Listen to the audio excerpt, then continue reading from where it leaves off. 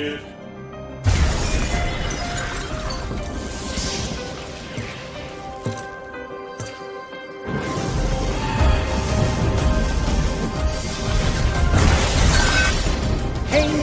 sands, heed my command and reclaim these relics of hatred!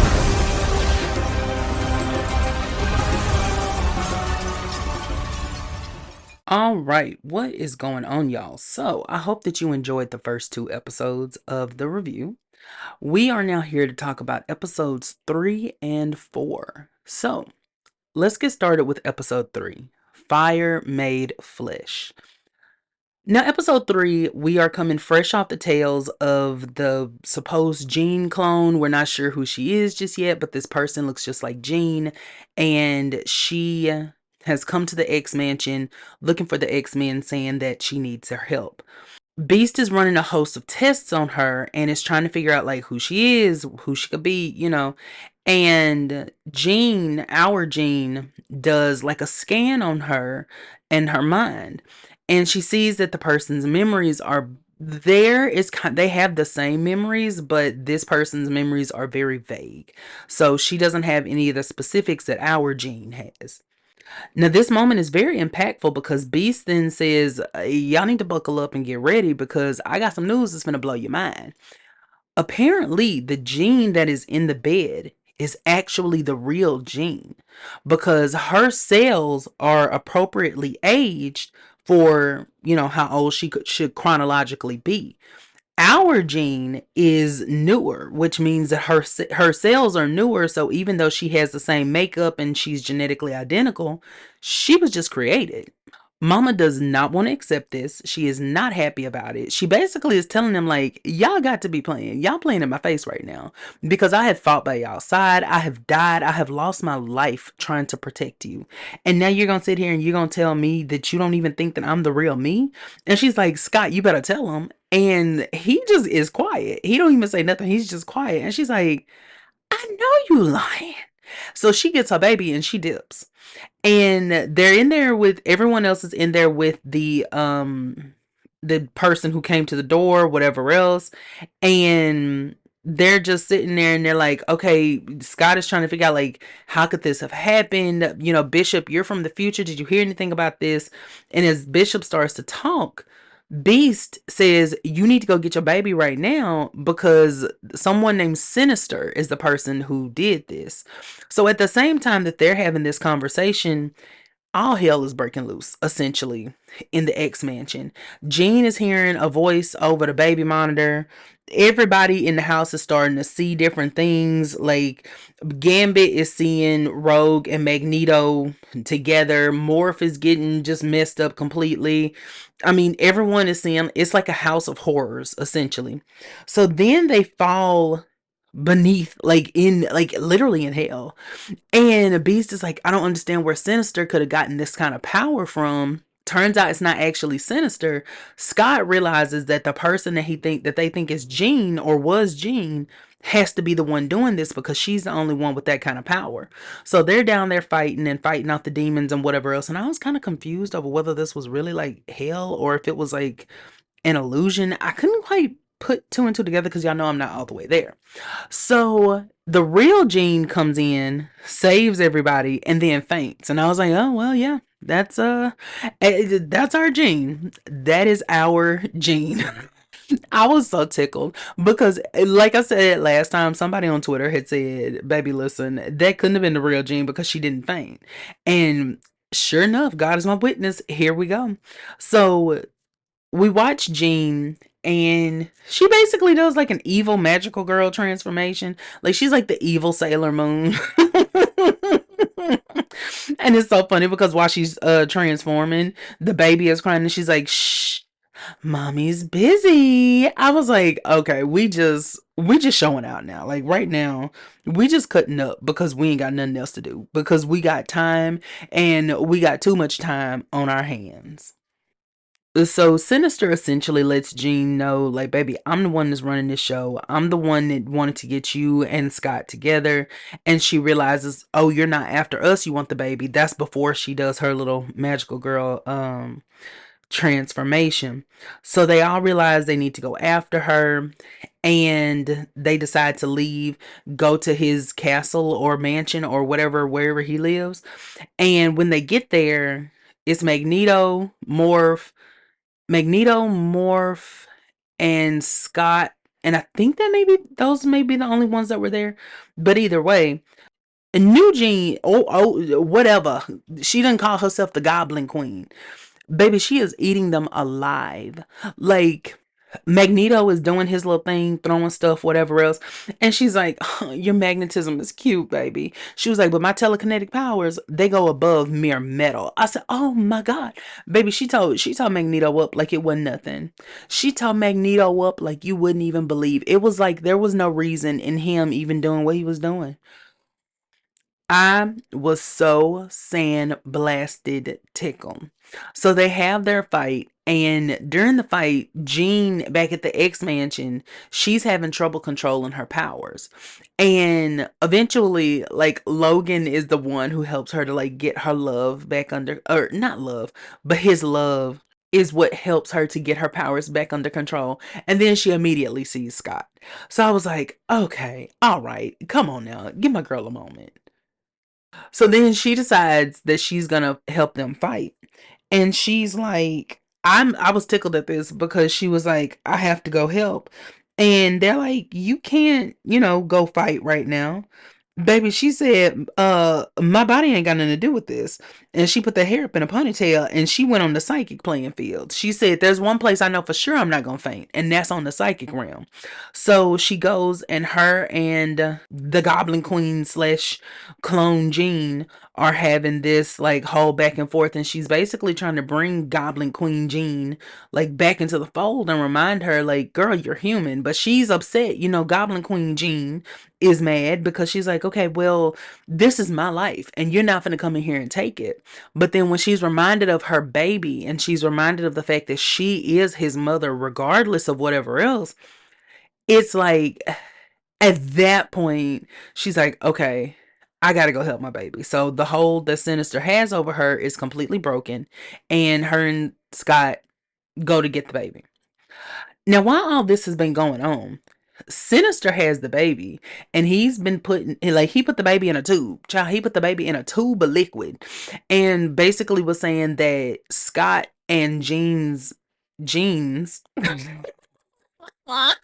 together are apparently so like unique that they are going to create like this super being essentially. So the first thing he has to do though is make the baby invincible, and he has to put him in that liquid so that he can do it. But since they came and got him out earlier, he was like, y'all done messed up because y'all done doomed this baby, because he was gonna be good when I was doing what I was doing, but y'all cutting up now. So they, save the baby, whatever else. They go back and they find out that he has like this kind of techno virus or whatnot. And there's no cure for it. It could take way longer to develop than they actually have time for. So they decide to send the baby to like back to Bishop's future, because they've been working on getting Bishop back to the future. And Scott is adamantly against it. He does not want to give his baby up. He does not want to be like his father and watch his son be taken away, or not be there for his son, rather. He doesn't want to abandon him. And Jean is like, well, baby, we got to do what we got to do. So Jean puts a message in the baby's head so that way he'll always remember them. Then he sends Bishop, she sends him and Bishop on. And at the end of the episode, towards the end of the episode, New Jean decides, I'm finna go. Don't call me Jean. Call me Madeline Pryor. I'm finna live my best life. You live yours. And then Jean and Scott face each other, and it's like, well, girl, what's gonna happen now? I mean, you done married this whole other woman thinking that was me. So which way we go from here? Then we go to Mexico. And Storm is sitting in a bar drinking, right? And this man comes up and is like, ugh, nothing like a Texas summer. Sometimes it's so hot, I wish someone could just change the weather. And she's looking at him. She's like, speak clearly. Who are you? And he says that he's a friend of Charles Xavier's and that he's there to help. Girl, this episode was a good first and foremost, let me just, I do want to give like my back and forth. I do kind of want to give my discussion of the episode. What I will say before I say anything else is Goblin Queen Jean slash Madeline Pryor ate them people alive. They could not handle that lady. Like, there was nothing. Magneto was just there. Like, Magneto wasn't doing nothing. And then it was like she was doing it with ease. That's the thing about it. It wasn't even like it was hard. It's not like she was having to exert herself. She wasn't like, oh, my energy levels are waning. No, at one point she even made more fight for her. Girl, I'm telling you, it was insane. My girl had them things pushed up. I am telling you, it was a good. Now, I was kind of confused on what Goblin Queen is. I'm assuming that's like a storyline or something like that. So, because I was like, girl, Goblin Queen, what are you talking about? So, that was very interesting. And this is one of those times where I kind of wish like I had a little bit of, knowledge about the series as a whole so that way I could kind of be more well versed in this so it doesn't catch me off guard, because I was very confused about what Goblin Queen meant. And I was very confused on whether she was creating like an illusion of hell for them or if she literally sent them there.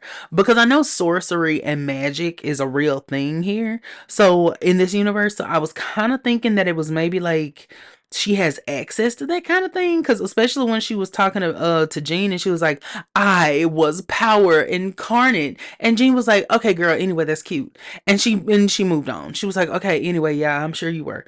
And I'm telling you, like, the fact that Jean was the only one that could handle Jean, handle me, who gonna handle me? Like, it was giving very that. Because my girl was tearing them folks a new one.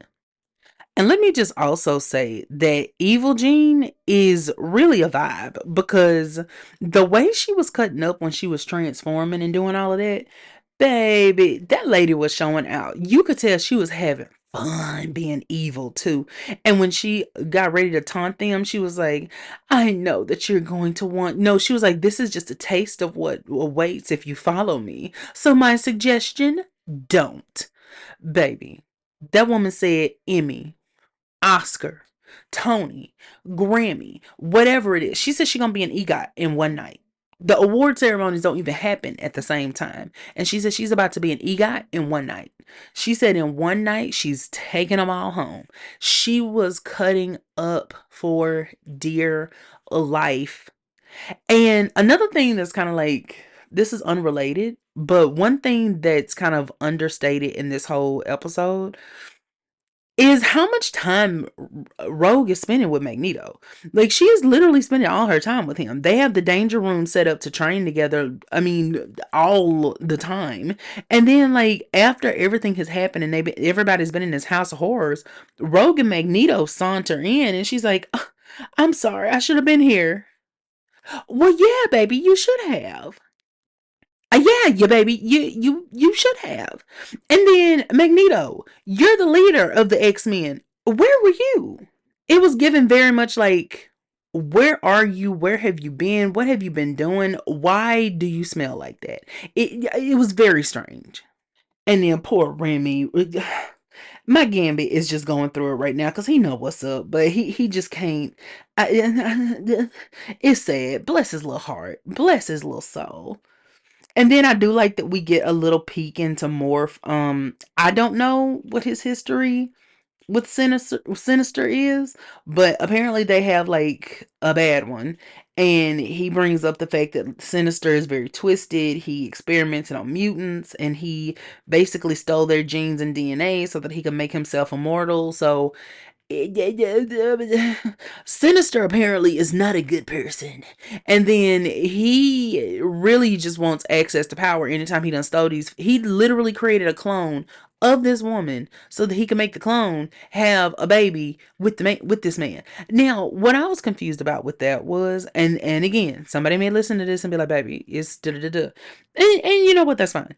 Because what I couldn't understand was, why not just wait until they actually have a baby. Like, I don't know. It was kind of given like, I don't know if y'all actually gonna get together, so I'm just gonna make something happen. I'm gonna make something shake on my own. Now I don't know why. I don't have an answer as to why that happened. I don't have an answer as to why he did that. I am just saying that is how I perceived it. And another thing this episode, baby, what Bishop is so damn fine. When I tell you Bishop is for baby them arms, oh my god. I said, you know what? You know what? You absorb whatever you want, and I'm gonna leave the rest up to y'all's imagination. Cause that man is fine. And then it's interesting because I don't know who that lady was from the future that was like, how could you leave us or whatever? You left us and you abandoned us. So I'm very interested to see where his storyline goes, if it goes anywhere, because clearly, you know, if I go back and watch a cartoon or at least read a comic or something, a quick Wikipedia search will probably tell me exactly what I need to know. But I kind of want to see what they're going to do with it. I kind of want to know what they're going to, if they're going to tell me. And the last thing that I really loved about this, as far as the ending of the episode, I love how astute Storm is, because she could have just easily been like, "This man is crazy," but she was like, "Mm-mm, I know you know who I am, and I don't know who you are, and that's a problem." So I'm very, very excited about that storyline. Hopefully, we get some good juiciness out of it. And that's it for episode 3. I love this episode. This was a very good one. Now, this one does to me harken back a little bit to my thought process that they do move a little quickly. I don't think that it's necessarily a problem. I do think that this would have been better suited as an hour-long episode, but we don't get what we want in life sometimes. So, if we don't get what we want in life, then I am just gonna mind my business, keep drinking my water, and go from there. So, but I'm still very, very excited to see what happens. All right. Now we are here to talk about episode 4, which, for some ungodly reason, is a combination of episodes. So the first half of the episode is called Montendo. Okay, I'm gonna be honest with you, for the sake of time and kind of for my own sanity, I'm not really gonna go too deep into that. I'm really not gonna talk about it at all because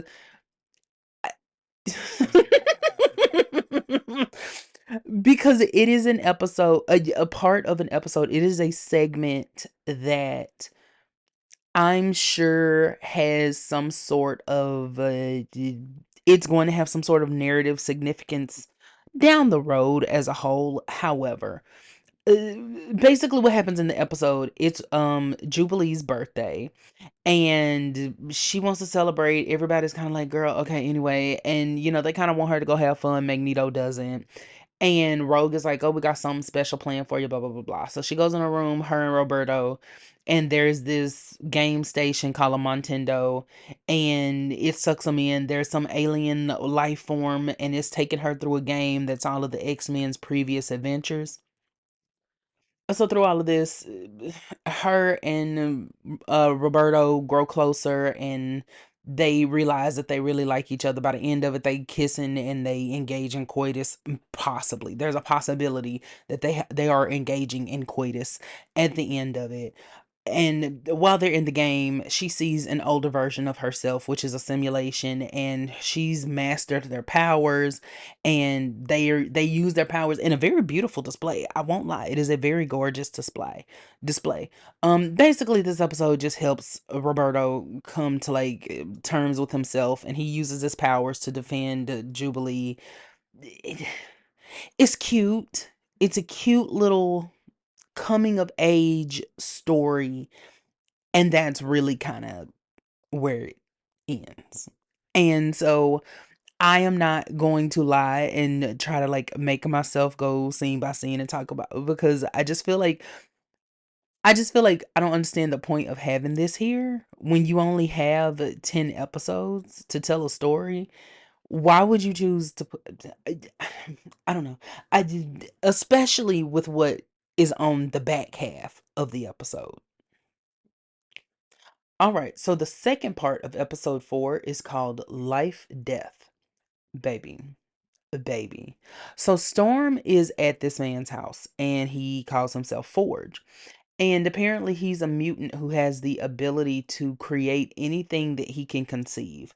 So if he can see it in his mind, he can make it, which is very interesting. And I'm actually going to have to do some more research into, like, I guess what that means necessarily, because I'm not quite sure fully what that entails. So I'm just very interested to see, like, what that means.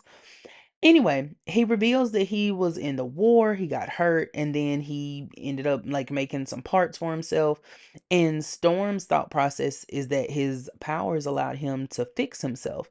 He doesn't see himself as needing to be fixed. In his mind, he thinks, like, I just adapted to my, world, because she thinks that she's broken and she thinks that she needs to be fixed. So he makes this machine. First off, he takes my girl riding, right? On a horse, because she says that she misses soaring and she misses going through the air. She misses the feeling of, like, the air hitting her and being so powerful that it could overtake you, but being such a majestic feeling that it's worth it. So they go riding on a horse and she can feel the wind and she just looks so happy and serene. And then they come to the end of the cliff and she notices that an owl has been flying around in the same direction. And she's basically talking, about how the wind is only moving in one direction here. And it's kind of like that owl. And Storm and Forge is like, well, you know better than anyone how fast the weather can change. So he's been working on a machine that can hopefully bring her mutant powers back to her. Well, she gets in the machine, she goes outside, and she tries to call down the wind and the thunder, and it doesn't work. And she literally just starts to, like, plead, like, please, please hear me.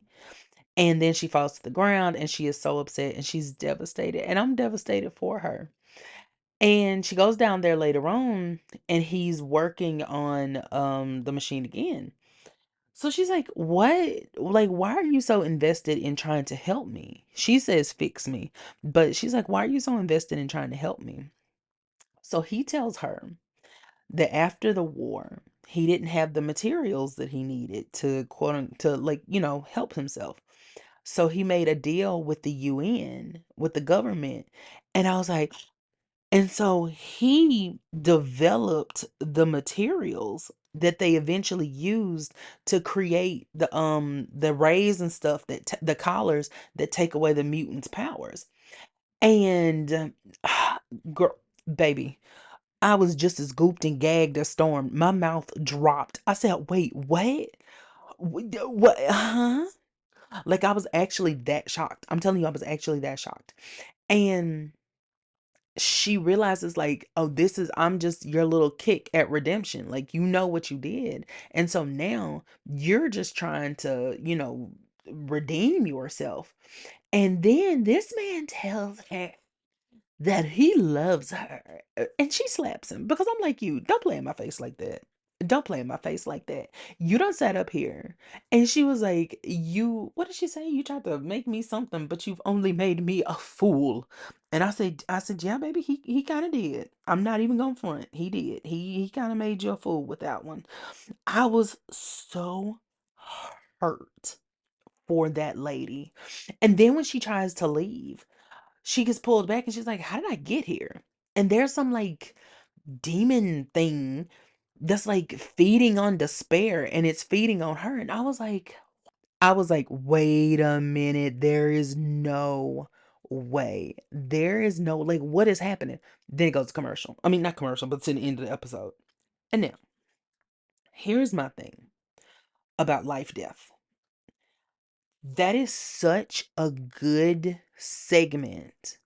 And I can't figure out now, if you are a fan of the show and you know why they chose to do it, please let me know. What was the purpose of putting that episode as the back half when something like the front half was Montendo? Like, is that something that they do? Is that something that they've always done? Like, I'm very, very confused on what the purpose of that was, because they could have kept Montendo. They could have kept it. I'm just being 100% honest. From my perspective, as a viewer, as a person who does not understand, I guess maybe like the full scope of why they do what they do, they could have kept that episode. That segment. Let me not even call it an episode. That segment, they could have kept it to themselves. And I just feel like with something as heavy as life death, it would have been nice to see that be kind of like, I don't know, have more time devoted to it. But that's just me. That's my little rant and rave about it. So, to me, what I love the most about it, we get a chance to see how Storm is coping with it. And I think that we see her being her normal kind of strong, oh, yeah, I'm upset, but it is, I'm just handling it. But when she tries to use her powers and they don't work, she breaks. And she's like, I can't. Like there's no way that this is actually happening. And getting to see that moment of vulnerability from her, especially in something where that it is affecting her so deeply. Oh God, this was such a good episode. And then the drama of him being the one that created all of that in the first place. Girl, girl, girl, you could have bought me for a penny. In for a penny, in for a pound. I am telling you, that episode was so good to me. And I'm so excited to see what comes next. Because in my mind, for some reason, I feel like Storm is gonna get her powers back. I feel like, but I know it's not like magic where you can like earn a power back or you can unlock it or whatever, because I know why her power was taken. So I'm thinking that she's either going to unlock magical abilities or the machine actually did work and it just had a delayed response. It's going to be one of those two. I'm not 100% sure. I feel like it's going to be one of those two things. Or they could just have her accept that she's no longer a mutant and that she's just a normal human being like everyone else now. So it's going to be very interesting to see where they come with that tomorrow. And I will see you hussies back here tomorrow so that we can discuss episode 5 of X-Men 97. In the meantime, please feel free to follow me on TikTok at theycallmemr.g. You can find me on Instagram at theycallmemr.g, Mr. G Reviews, and Power of G Community. You can also please feel free to head on over to my Patreon, Power of G, and become a subscriber to help, just help your boy. Just help your boy to bring you beautiful content like this. And you can also find our merch site. We do have a merch site on Fourth Wall. So that will be available in the description. Thank you so much for being here. Thank you so much for taking the time to just talk to me and be here with me.